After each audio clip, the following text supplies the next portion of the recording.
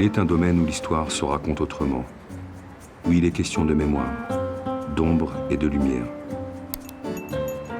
Un espace où s'élabore un récit qui touche la raison et le cœur, qui nous dit la guerre d'Algérie pour mieux l'affronter ensemble, l'exorciser. Ce lieu, c'est la bande dessinée.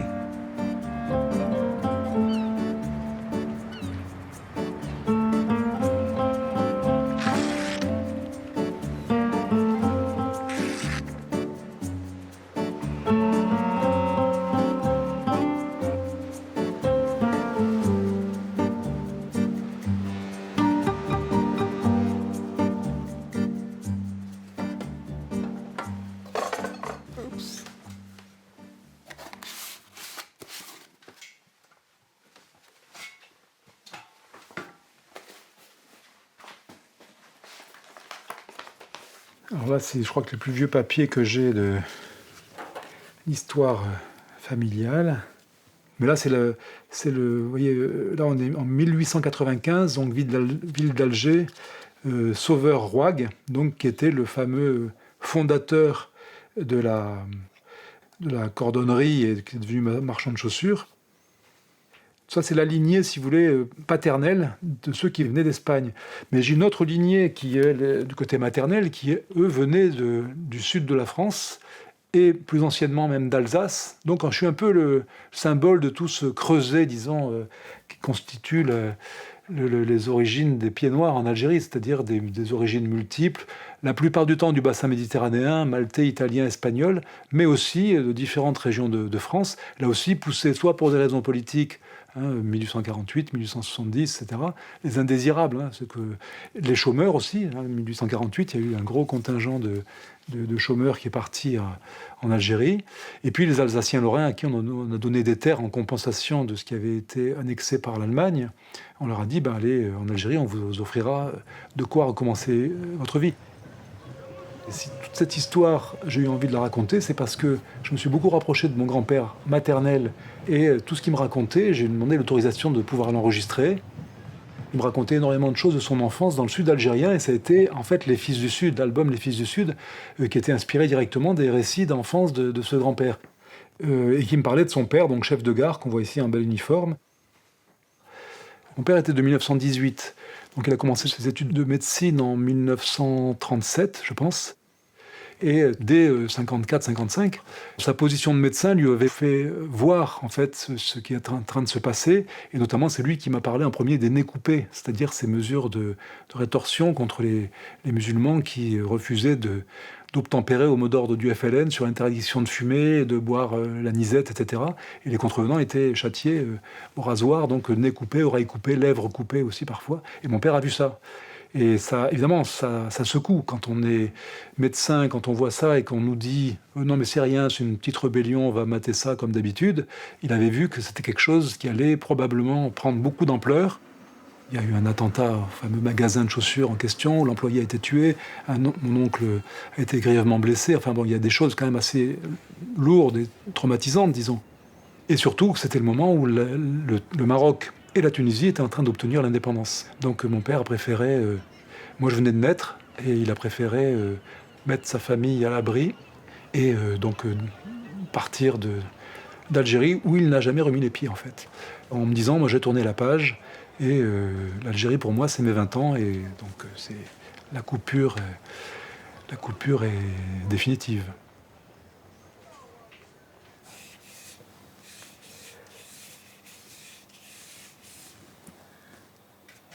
Plus dans le bleuté. Espèce de gris un peu sale, un peu...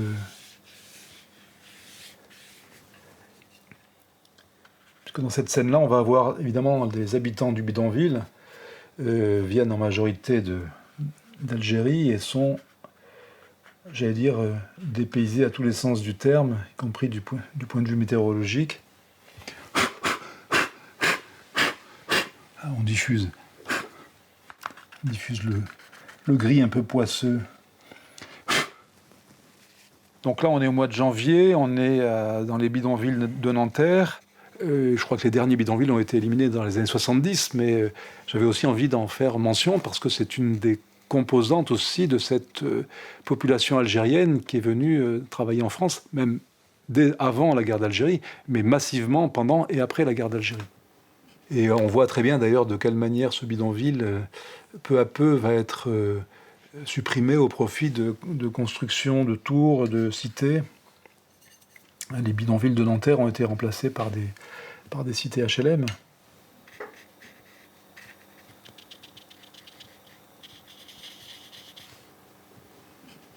C'était à la fois de parler de l'Algérie après 62, mais aussi de parler de la France après 62, avec cette composante historique. Qu'est-ce que ça nous a fait d'avoir eu cette guerre d'Algérie? Bon, ben, ça commence à prendre forme.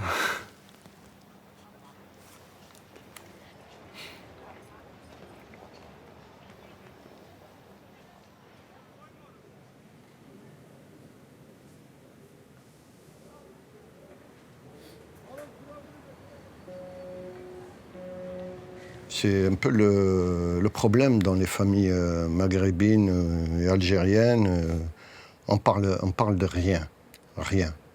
Il faut aller interroger l'oncle en Algérie pour savoir un peu comment ça se passait ici. Non, c'est un gros tabou hein, dans les familles, les discussions sur la guerre d'Algérie, mais aussi sur le passé. D'où peut-être, ce désir de dessin. Pourquoi je dessine? Pour plein de raisons, bien sûr. Mais peut-être que là, j'ai trouvé un lieu que je n'ai pas trouvé en France. Où je peux déposer mes rêves, mes névroses, tout ce que je veux.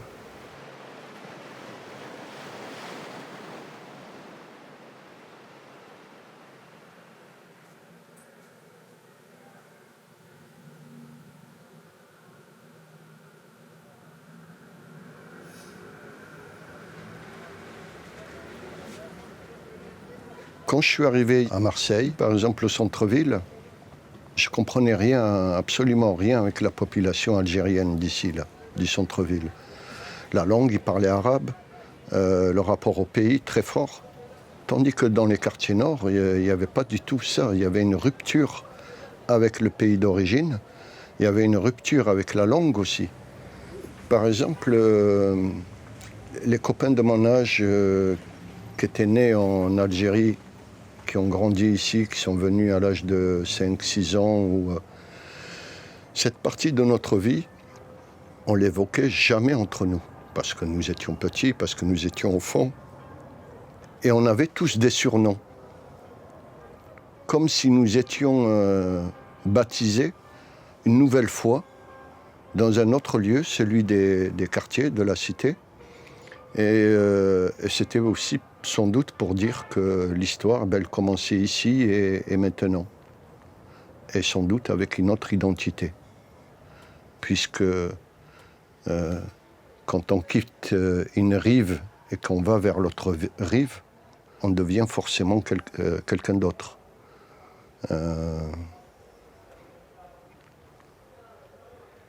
D'où cette phrase en exergue dans ce pays qui est le vôtre, à la jeunesse perdue de la cité. J'ai connu des amis ici dont leur père avait fait la guerre contre la France et qui disaient à leurs enfants « Devenez français, ne restez pas avec une carte de séjour, etc. » Ça, on en parle très peu, c'est quand même très fort qu'un père qui dise à son fils deviens français, et celui que j'ai combattu autrefois.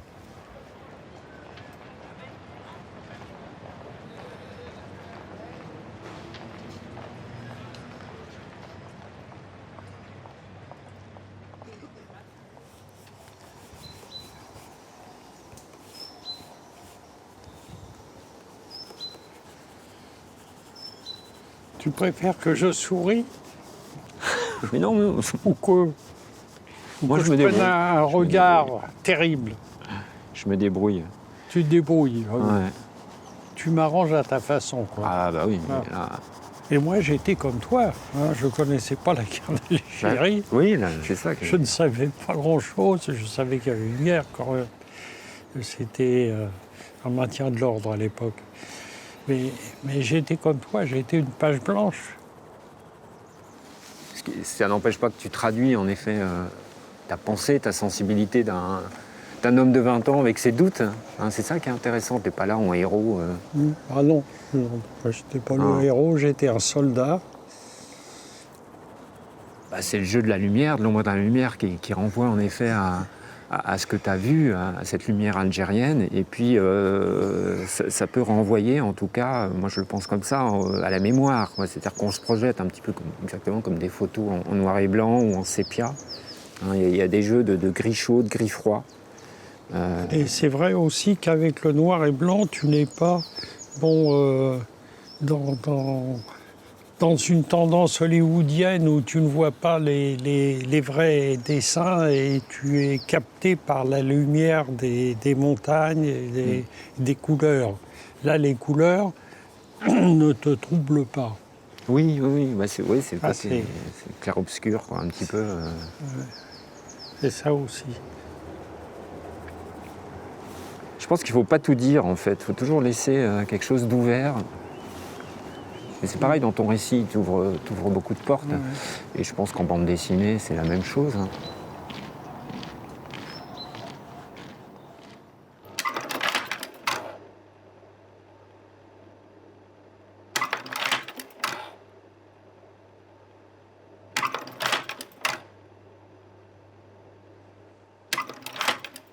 Ah, ça, c'est Cherchel. Une place magnifique, sous le soleil. Mais moi-même, comme tous mes camarades, je me suis aperçu qu'ils ne prenaient aucune photo belliqueuse, de drame, d'engin militaire. Ça, c'était exclu de notre pensée. Alors, c'était exclu des photos. Voilà. Et c'est aussi bien comme ça. Alors voilà, là on passe au plateau. Là on finit le tourisme. Hein. Enfin, ce que vous pouvez appeler vous le tourisme. Ah ouais, là c'est le malheur qui commence. Mais là, quand tu marches là, que tu vois quelqu'un qui avance, qui est-ce? Est-ce que c'est un paysan qui s'en va pour gratter son champ? Il avance encore. Il se rapproche. Qui est-ce? Tu vas pas descendre un mec comme ça. C'est l'angoisse permanente. Et il y en a un deuxième qui arrive. Tu te dis, c'est... Voilà. Les paysans vont aussi au champ. Et c'est ça, c'est l'angoisse.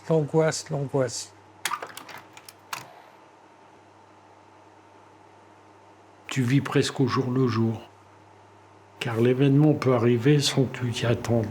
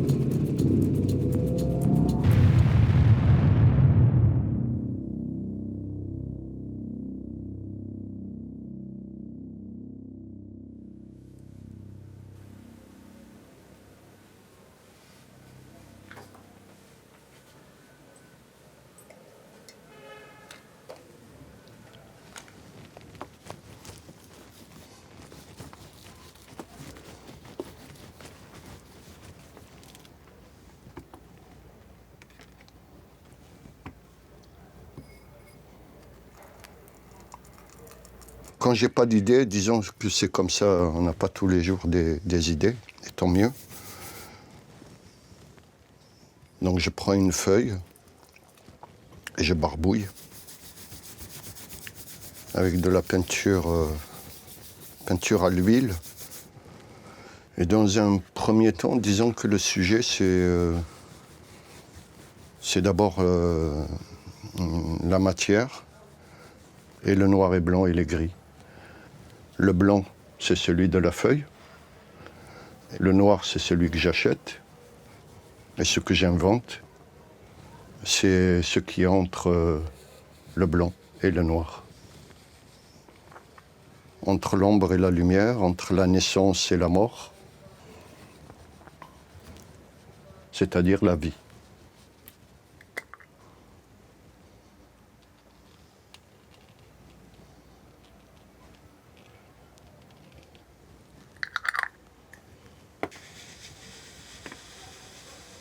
Qu'est-ce que c'est qu'une identité de dessinateur? C'est tout simplement quelque chose qu'on fait, qui nous habite, etc. Et que les autres ne font pas. Ça nous différencie des autres et en même temps, ça nous fait peur. À travers le dessin, je retrouvais des choses que je ne pouvais pas retrouver à la maison ou dans la cité, 36 mètres carrés. Où trouver du silence quand on est à neuf dans un même espace? Comment retrouver des choses qu'on retrouve dans le dessin, la concentration, le mutisme, le silence, etc. Il n'y avait que la feuille qui pouvait me donner ça.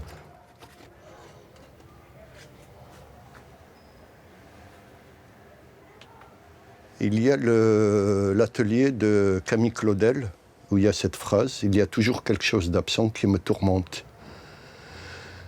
Je trouvais que cette phrase résumait à la fois tout le bouquin, mais pas seulement le bouquin, elle peut résumer tout notre siècle passé et à venir. Nous sommes toujours pris par le manque. Toujours le même thème qui revient chez moi depuis la première bande dessinée, c'est l'errance. La déambulation d'un personnage solitaire et la difficulté aussi à rentrer en contact avec les autres.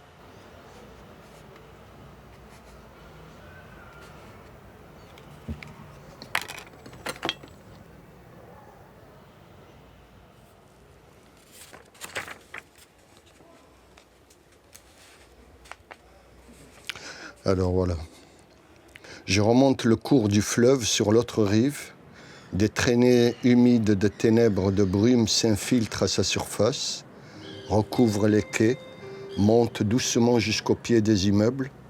Son image se dessine à traits de feu et se lève devant moi. Je reviens sur mes pas le long des quais de la Seine et j'entends à nouveau sa rumeur qui me vient en aval, les cris enfuis dans ses eaux épaisses. La nuit, à l'odeur des eaux qui ne dorment pas.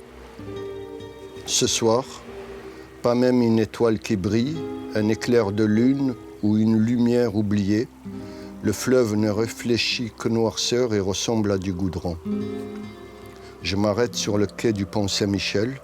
Je me penche au-dessus de ce vide obscur et jette une pierre comme une étoile décrivant un arc de feu qui tombe dans un abîme sans fond, d'où s'échappent des cercles rapides et vibrants, de plus en plus larges, de plus en plus immenses. Des noms silencieux, tachetés de sang, remontent sans bruit à la surface et se laissent dériver au gré du courant. À la dérive, qu'elles flottent ici ou là, sur un pneu gonflable ou sur une planche de bois, ce sont toujours les mêmes destinés à la dérive.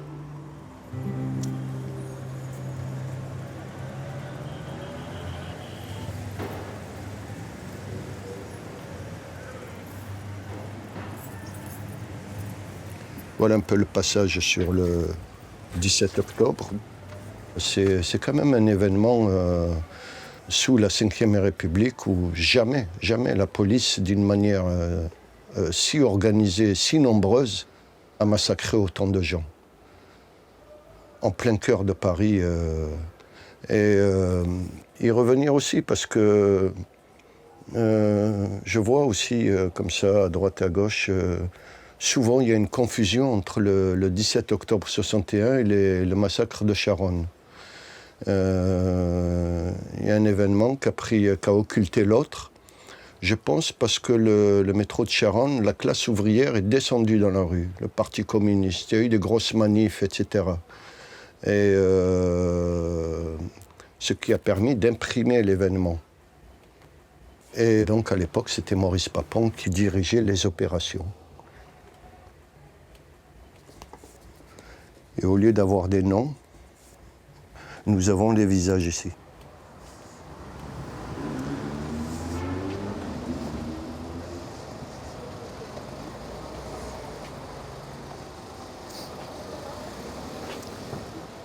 Voilà, on arrive devant le 57 rue de Charonne. On n'habitait pas de ce côté-ci, mais une aile sur la cour. Donc un tout petit 2 pièces. Les toilettes, même pas sur le palier, mais à l'étage au-dessus. À 4 dans 22-23 mètres carrés, quoi. Donc des conditions de vie qui n'étaient pas si rares que ça dans le Paris de ces années-là, mais qui maintenant peut sembler très très martien. Charonne, Charonne. Tu sais comment c'est dans le cerveau d'un enfant? Le même nom. Mais comment? Mais pourquoi? Charonne, c'est là où j'habite, c'est ma maison. Manifestation, des gens qui meurent dans un escalier de métro. Voilà, donc je suppose que ma mère débouche sur le boulevard Voltaire à cette hauteur-là. Donc là, il y a un cortège ici. Il y a un cortège qui vient de la place Voltaire. La place Voltaire est de ce côté-ci, le métro Charonne de ce côté-là. Et plus ou moins au moment où elle débouche ici, des policiers commencent à charger depuis la place Voltaire.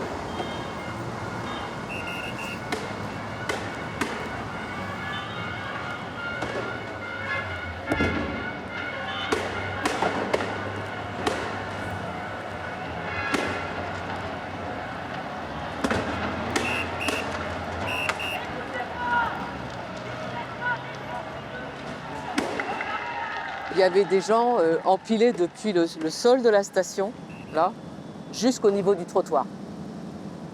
Et donc des policiers qui avaient pris des tables de bistrot et qui les jetaient sur les gens. Les grilles en fonte au pied des arbres.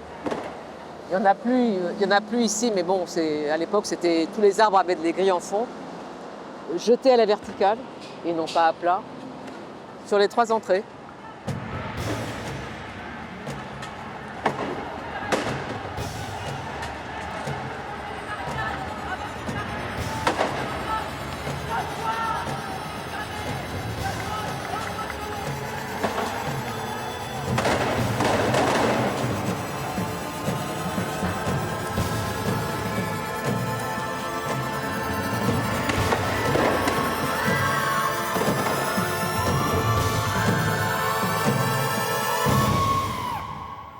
Au moment où je cherchais précisément à représenter cette scène, où je n'avais pas encore trouvé la solution pour représenter la scène de la chute dans l'escalier, je m'étais souvenu de ces dessins qui sont assez étonnants, où on a des personnages qui sont des anges déchus ou quelque chose comme ça, figures nues précipitées dans le vide. Et je m'étais dit, pourquoi pas m'inspirer de ces poses qui sont quand même inhabituelles. Aussi, l'intérêt du noir et blanc, en particulier dans ce livre, c'est que le noir m'a servi à dessiner les ombres, bien sûr, mais aussi le sang. Si c'était en couleur, ça ne serait pas possible. Alors que là, d'avoir la même couleur, le noir, pour le sang, pour le vêtement des CRS. Donc là, par exemple, si je fais des taches, c'est du sang. Enfin, tout le monde va comprendre que c'est du sang. Mais c'est la même couleur que la contre-marche et la chaussure, ou peut-être l'ombre du gars. Donc là, peut-être que dans une première version de cette image-là, si je l'avais gardée, j'aurais fait un truc très sanguinolent avec du noir en dessous. Alors, ou peut-être l'ombre du gars, une ombre dramatique, alors que c'est pas du tout éclairé comme ça, une bouche de métro. Avec un truc qui, voilà, comme ça, quelque chose comme ça. C'est le danger gore, le danger kitsch et le danger « ah, que c'est beau, finalement ». Et ça, pas question, quoi. Donc, le noir aussi, ça me permet de ne pas entrer dans le détail du crâne fracassé, quoi. Où commence l'ombre, où commence le sang. Voilà. Donc, voilà une image inédite de Charonne Boukadir.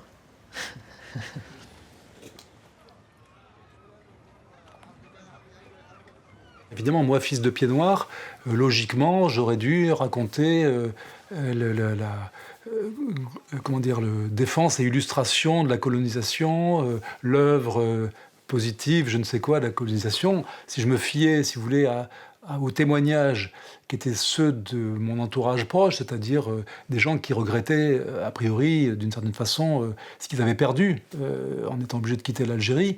Et ça, dès le début, je me suis refusé à le faire, parce que je me suis dit, ça n'aura aucun intérêt, ça ne va convaincre que ceux qui sont déjà convaincus et partie prenante. Et ce qui me semblait au contraire intéressant, c'était que de toute façon, pour pouvoir essayer de comprendre toute cette histoire-là, il fallait remonter à l'origine, c'est-à-dire qu'est-ce qu'avait été la conquête, comment est-ce qu'elle avait été accompagnée, notamment par les peintres orientalistes. Et moi, c'est cet angle-là qui m'intéressait aussi, c'est-à-dire la manière dont ça a été représenté aussi à l'époque par ceux qui fournissaient les images de cette histoire. La photographie n'existait pas au début de la conquête, donc c'est les peintres qui accompagnaient les expéditions militaires, ou des peintres, j'allais dire, touristes, et qui ramenaient des images, et souvent des images sources de fantasmes, sources comment dire, oui, d'exotisme, enfin, qui pouvaient évidemment, confrontés à la réalité, être assez décalés. C'est ça qui a produit aussi tout un imaginaire sur la colonisation, sur l'entreprise coloniale, puisque ce mouvement artistique a été d'une certaine façon la courroie de transmission de l'entreprise coloniale.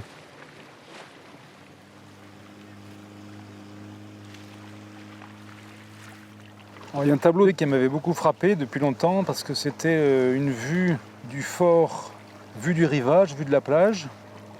Et les personnages qui étaient présents dans ce tableau, c'était des Arabes, des Kabyles, enfin des Algériens, comme on dit aujourd'hui et comme on ne disait pas encore à l'époque, qui étaient en fait les détenus, les prisonniers de la conquête, en fait, et qui avaient été déportés ici sur l'île Sainte-Marguerite.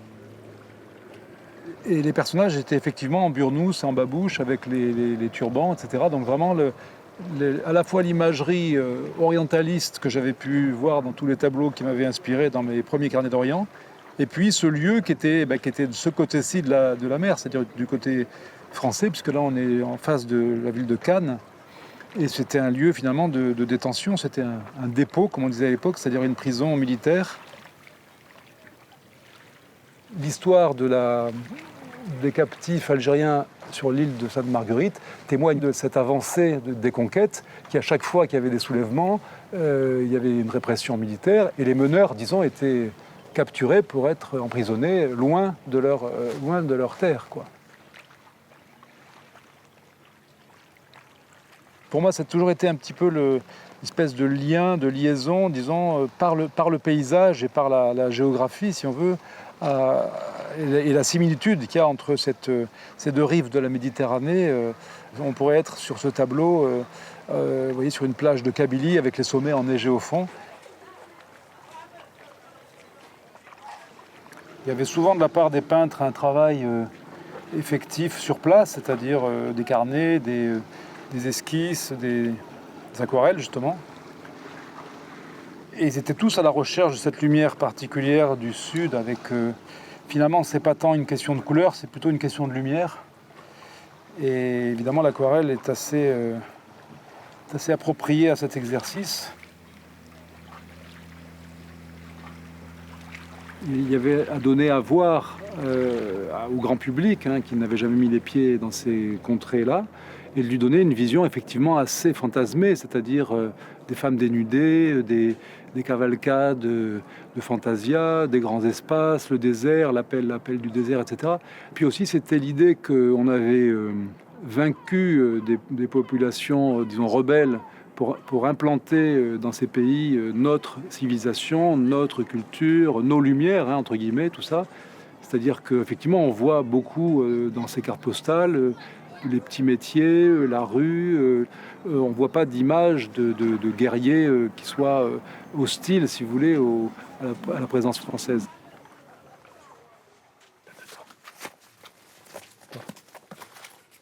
Il devrait être là.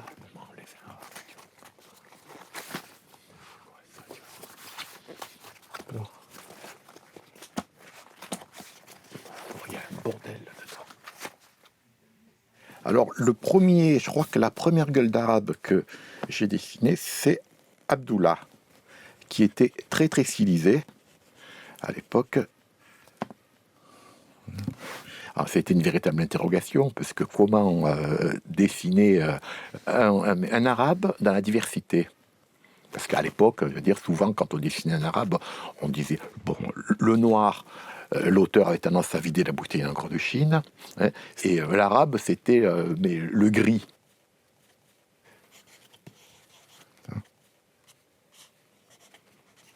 Donc, Mokhtar, ce personnage qui est donc qui est lui le cousin Arki. En fait, le cousin Arki, c'est toute cette histoire des Algériens qui sont battus pour la France et qui sont considérés comme des traîtres, bien sûr. Alors que non, l'Algérie était française. Et c'est pas des collabos. J'étais perçu par la communauté comme un harki, bien sûr. Et comme j'étais perçu comme un harki, je devais, alors que je n'étais pas harki.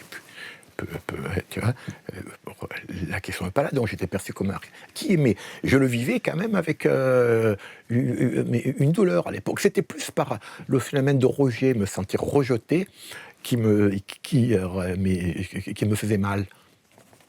Ce qui était important, c'est de dessiner des Maghrébins qui aient chacun leur spécificité.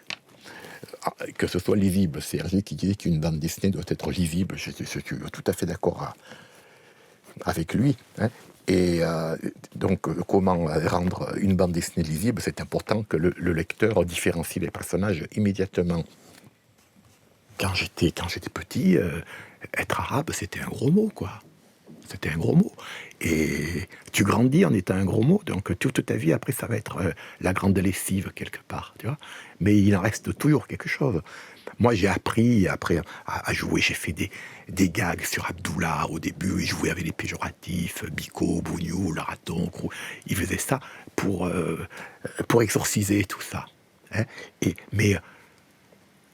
puis, je peux jouer avec ça, j'en parle avec tous mes potes, je dirais, on jouait sur les préjugés avec mes potes juifs et mes potes noirs, tout ça. On s'est toujours amusé, mes potes rebeux, sur les préjugés, tous les trucs comme ça. Mais je me marre, mais dans la rue, il suffit que j'entende une insulte raciste, faite sur n'importe qui, et je suis plaqué, immobilisé.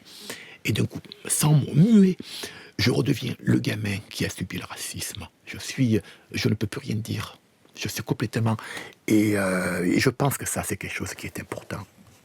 On pourrait aussi imaginer tout à fait un immigré, je veux dire, ce qu'on voit dans le genre. Aujourd'hui, on dit par exemple que les Kabyles, on les reconnaît parce qu'ils ont les yeux clairs, la peau claire. Donc on pourrait très bien imaginer, aujourd'hui, un Maghrébin qui soit blond. Hein. Je veux dire, ce n'est pas rare du tout. Hein. Enfin, moi, j'en suis la preuve. Ça, c'est plus blanc que ça, tu meurs. Donc, c'est vraiment... Hein, et c'est ce qui est intéressant. En fait, c'est tout un discours sur l'altérité. Comment est l'autre? Bon, c'est vrai qu'on a besoin que l'autre soit différent, parce que c'est bien plus romanesque s'il est différent. Si l'autre est semblable, c'est moins intéressant. Mais ce qui est... La boucle, finalement, c'est comment moi, je suis perçu parfois comme un Français. Et ça, je me souviens, il y a 2-3 ans de ça, je suis dans la rue Ribéval et je vois un jeune homme, probablement sénégalais, je suppose.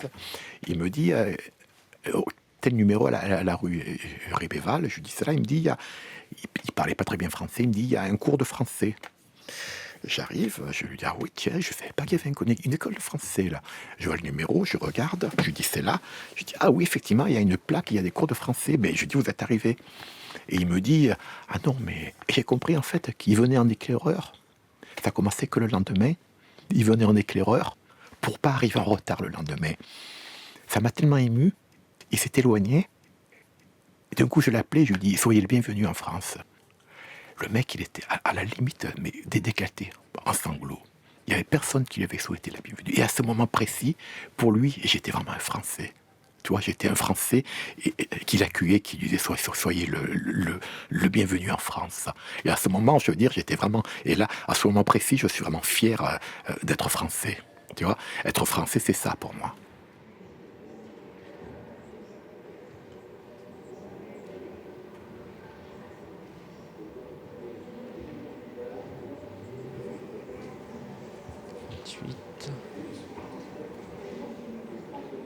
Les objets du quotidien, là, ça m'intéresse parce que c'est des bouts, c'est des morceaux de vie, en fait. Des enfants ont dû jouer avec ce ballon en cuir dont on perçoit là simplement une peau dégonflée. Là, et voilà, il y a quelque chose de très poétique. Ouais, c'est quasiment des sculptures aussi, quoi. Alors c'est pas tellement le dessin en lui-même qui est intéressant, c'est plus pour moi c'est un travail de laboratoire, quoi. C'est un travail d'échauffement, de préparation, qui me fait rentrer dans l'histoire, quoi. Je rentre par le biais des traces, en fait. Et là, le vécu d'une chaussure, ouais, c'est toujours assez fort. Hein. Ouais, là, c'est de l'archéologie contemporaine. Hein. Il y avait la carte d'identité de Harki, là, que je trouvais qu'elle était intéressante.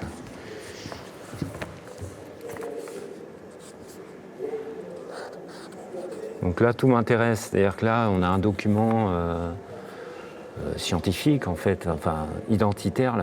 Je ne savais pas que ça existait, qu'il y avait une carte d'identité de Harki. Je découvre en néophyte les Harkis, parce que dans Soleil brûlant en Algérie, avec Alexandre Tikhomirov, la question des Harkis n'est pas du tout abordée. Et moi, dans tout projet, j'aime bien arriver comme ça, sans avoir forcément de lien, de filiation, ou de lien de connaissance particulière. Et du coup, j'y vais à fond. Ça me permet de jouer l'immersion. Et la question de l'identité, je pense qu'elle est importante, là.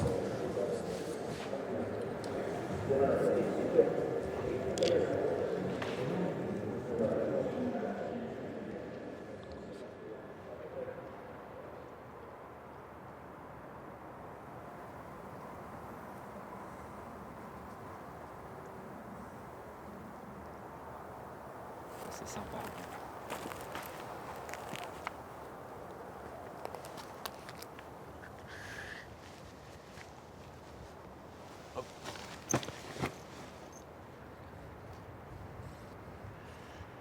Et c'est vrai que ce matin, j'ai écouté le témoignage de Mohamed, qui racontait en effet des pièces de 25 mètres carrés où ils étaient 5 ou 6 dans la même pièce, quoi, parents-enfants. Parce que, voilà, il raconte qu'il est parti d'Algérie donc en portant son petit frère. Et puis, il y a sa vie ensuite dans le camp de Rizal, je trouve, qui est assez touchante parce qu'il parle là, Mohamed était enfant, il avait 7 ans, donc il devait jouer autour, voilà, ces espaces qui aujourd'hui sont vides, complètement déshumanisés. J'imagine qu'à l'époque, il devait y avoir une vie, il devait y avoir des odeurs, on faisait de la cuisine, voilà. Il disait, je cherche à oublier, et ça a fait écho à ce que m'a dit Alexandre Tikhomirov, hein, et pourtant c'est pas du tout le même statut. Alexandre était appelé du contingent. Et il m'a toujours dit, quand il a écrit ses mémoires d'appelé, que voilà, il a écrit ça pour faire ressortir ce qu'il avait dans sa mémoire, mais aussi pour effacer les choses de sa mémoire. Et voilà, je trouve qu'il y a un écho sur des gens qui ont subi, en tout cas, quelque chose. L'un étant français et l'autre né en Algérie, donc avec cette difficulté là pour les Harkis d'être, voilà, Mohamed le dit, il s'est senti déraciné finalement dans les deux sens, parce qu'en venant en France, il n'a pas reçu l'accueil ou la reconnaissance je pense qu'il aurait aimé recevoir, quoi. Il a été un étranger et côté algérien, il n'est jamais retourné en Algérie. Je ne crois pas, à ma connaissance, je ne crois pas. En tout cas, dans l'entretien, il dit qu'il ne cherche pas à y retourner, quoi. Par peur, hein, de représailles. Même à l'époque de l'entretien, c'est 50 ans après. Même 50 ans après, il en parle encore. Alors, il parle avant son départ, c'est-à-dire il parle de l'Algérie juste avant son départ, et il dit que ce qu'il a retenu de l'Algérie, déjà, il veut l'effacer de sa mémoire. Et donc ça, c'est assez touchant. Hein. pour quelqu'un qui est né dans un pays de dire j'efface ce pays de ma mémoire. Et je pense qu'ils veulent l'effacer parce qu'il dit que ce qui retient de l'Algérie jusqu'à ses 7 ans, c'est de la violence et de la peur. Et il y a l'histoire de son chien là, avec lequel il dormait, qui était vraiment son camarade, son petit frère qui se fait tuer par les Félagas. Donc ça, c'est des épisodes assez, extrêmement durs. Donc comment traiter de sujets délicats, qui ont un rapport avec des combats, avec de la violence, et qui ont des répercussions encore aujourd'hui. Enfin, la guerre d'Algérie, on le voit qu'il y a beaucoup de choses encore pas réglées. Il y a des choses encore taboues. Je vais essayer de faire vivre un peu plus, donner plus de solidité au bâtiment, là.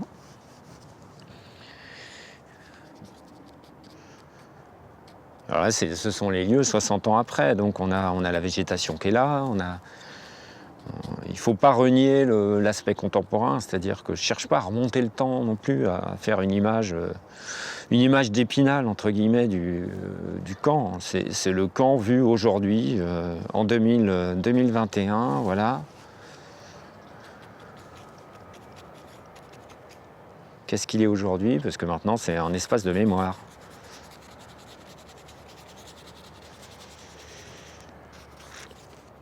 On a les fenêtres.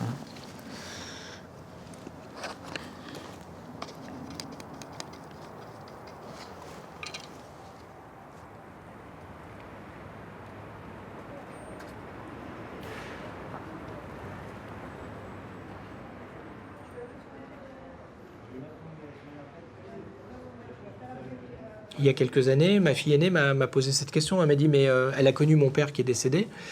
Et elle me disait, mais papy, il était quoi? Alors, il était arabe, il était français, parce qu'elle savait pour l'Algérie. Alors, je lui dis, mais bah non, il était français. Mais ouais, mais pourquoi c'était l'Algérie? Enfin, elle comprenait pas bien d'où on venait, comment tout ça se faisait. Et donc, je me suis mis un petit peu à ce moment charnière de ma vie aussi, où pour se construire et continuer à se construire, il faut savoir vraiment d'où on vient. Et ça a été pour moi une espèce de déclic, de déclencheur à aller rechercher un petit peu plus loin. Et voilà, donc la genèse, c'était ça, c'était une histoire de transmission.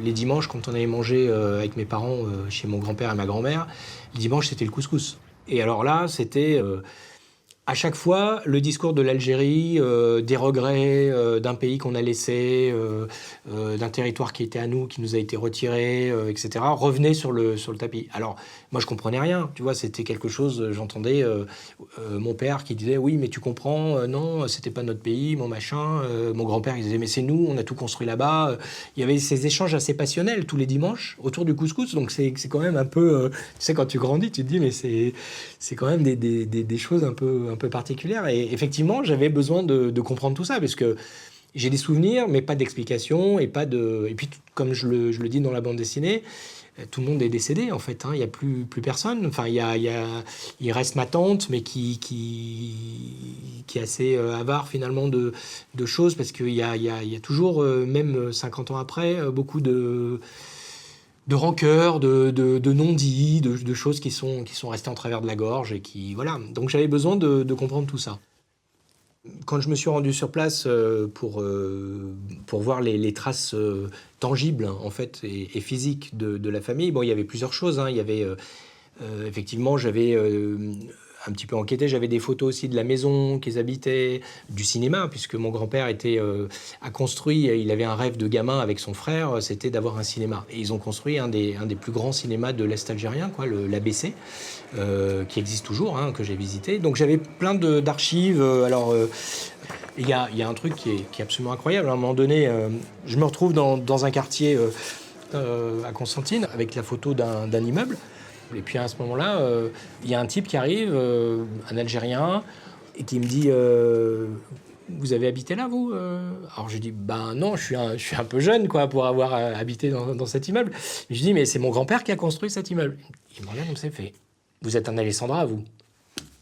Là, je tombe des nues, quoi. Enfin, vous avez le type, je le connais pas, je l'ai jamais vu, et il sait comment je m'appelle. Alors, je dis, bah oui, mais comment vous savez? Il me dit, ah, mais vous, Alessandra, ici, c'était les architectes, hein, ils faisaient tous les trucs. Alors là, votre cousin, il avait son atelier, le cabinet d'architecture, il était là en bas. Et le type commence à me montrer les trucs et à me guider un petit peu dans la ville pour montrer d'autres immeubles, etc. Donc c'est un moment hyper fort dans ce livre, parce que c'était un moment hyper fort dans ma vie, quoi, et dans ce voyage.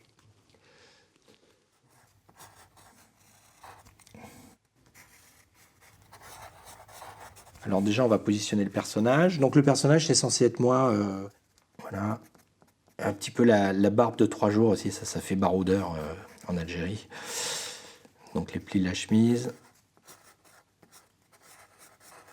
Voilà. Ouais, bah, on n'est pas tout à fait comme ça, et puis il y a du... De toute façon, ça, c'est de la pierre de taille. Hein. Les ponts, c'est assez symbolique hein, de Constantine. Hein. C'est vraiment... c'est la ville au pont, hein, vraiment.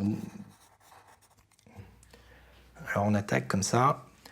Et puis là, on a la pierre. Après, je reviendrai, mais c'est la première base qui me permet de faire mon ciel qui ne soit pas un bleu tout basique. Ça permet de mélanger les deux, là, et de donner une belle transition colorielle.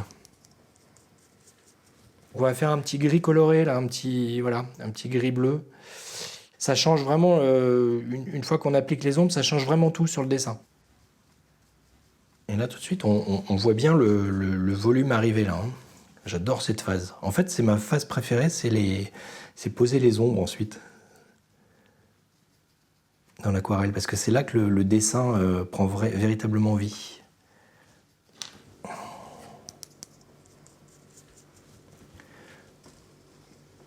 Voilà.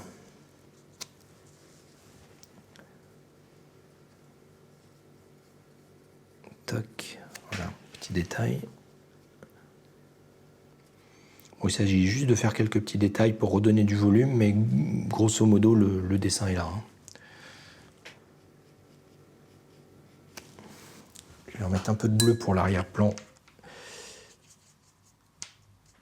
C'est ce qu'on appelle la perspective atmosphérique, c'est-à-dire plus on n'a pas les mêmes tonalités, plus c'est loin, plus c'est froid.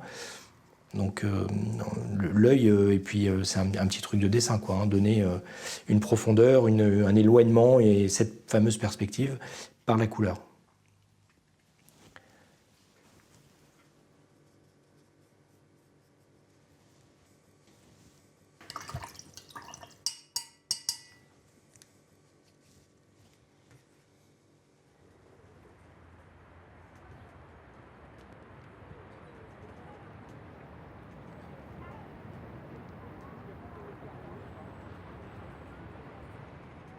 J'avais terminé toute ma série précédente dans les carnets d'Orient avec Octave, donc, qui était un des personnages principaux, qui quittait l'Algérie sur un bateau avec sa mère.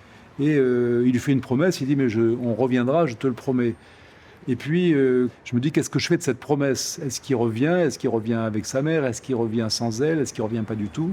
Et finalement, pour elle, l'Algérie, c'est le lieu où elle a vécu et où elle veut être enterrée. Entre les pieds noirs et leurs descendants, entre les immigrés et leurs descendants, entre les appelés qui ont été tout au long de la guerre d'Algérie, plus d'1 million, même presque 1,5 million, je crois, d'appelés qui ont fait leur service en Algérie, ça fait beaucoup de monde concerné par cette histoire-là. Donc oui, dire qu'on est tous les enfants d'Algérie, c'est une manière de raccourci, disons, pour faire bien comprendre que c'est quand même très central dans la... Enfin, c'est pas quelque chose qu'on peut écarter en disant ça n'existe pas, et c'est une histoire qui est arrangée, disons, au rang des archives, parce que c'est dans l'oubli, dans le silence, il y a quelque chose aussi qui fait que ce n'est pas résolu, et ça intervient comme un poison, en fait. Le fait de pouvoir dire aussi les choses, ça permet d'aller de l'avant, de reconnaître aussi ce qui s'est passé, mais j'allais dire des deux côtés, c'est-à-dire là aussi ne pas être borgne sur uniquement les méfaits qui auraient été commis par une partie des intervenants, et qui absoudrait le camp adverse de toute infamie, de tout acte répréhensible.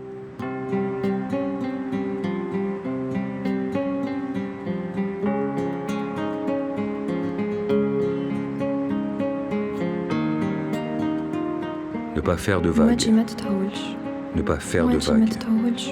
Quand sur ma peau glisse le temps, glissent les hommes et leurs chimères, d'un continent à l'autre, tu verras là-bas, ce sera mieux. D'un rêve au prochain, je suis la terre du milieu, Méditerranée.